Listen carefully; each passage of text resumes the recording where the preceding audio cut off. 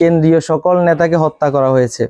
কেউ ফাঁসিতে ঝুলেছেন, কেউ জেলে থেকে মরেছেন। জামায়াত ইসলামী একটি মাজলুম সংগঠন, আপনারা সবাই জানেন। বাংলাদেশে একমাত্র সংগঠন বাংলাদেশ জামায়াত ইসলামী, যে সংগঠনটির কেন্দ্রীয় সকল নেতাকে হত্যা করা হয়েছে।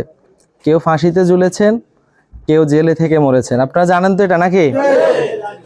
আমি আপনাদেরকে বলতে পারি যে এমন কোনো সংগঠন নাই যে সংগঠনের শুরুর দিকে এরকম মানুষদেরকে শহীদ করে দিলে ওই সংগঠনটা আবার টিকে থাকবে। আপনারা বলেন এরকম আছে?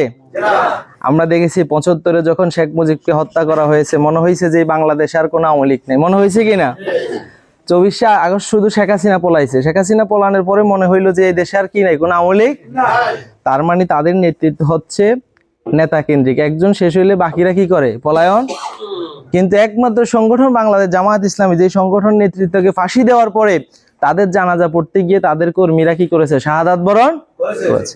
আমি বিশ্বাস করি সেই সংগঠনকে অস্ত্রের ভয় দেখিয়ে, হুমকি দিয়ে কিংবা নানান ভাবে তাদেরকে ভয় দেখিয়ে কখনো দমিয়ে রাখা যাবে না, ইনশাআল্লাহ।